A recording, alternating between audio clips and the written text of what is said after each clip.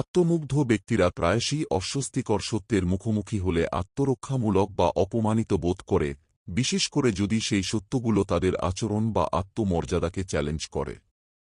যা বলা হচ্ছে তার সাথে যুক্ত হওয়ার পরিবর্তে তারা আপনার সততাকে অসম্মান হিসেবে নতুন করে ব্যাখ্যা করতে পারে এবং এমনভাবে দেখাতে পারে যেন আপনি শুধু মুখ খোলার কারণেই সীমা অতিক্রম করেছেন।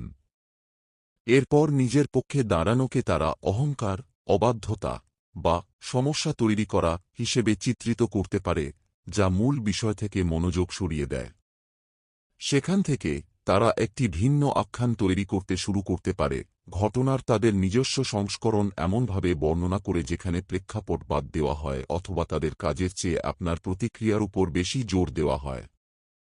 অন্যদের কাছে এটি এমন মনে হতে পারে যে আপনিই সংঘাত তৈরি করছেন, যদিও আপনার প্রতিক্রিয়াটি একটি বাস্তব বিষয়কে মোকাবেলা করার জন্যই এসেছিল।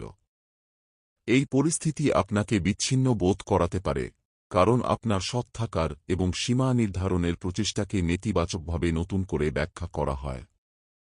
শেষ পর্যন্ত বিষয়টি পরিস্থিতি সমাধান করা নিয়ে নয়, বরং যা আসলে ঘটেছে তার দায় এড়িয়ে নিজেদের ভাবমূর্তি বজায় রাখা নিয়েই তাদের উদ্দেশ্য।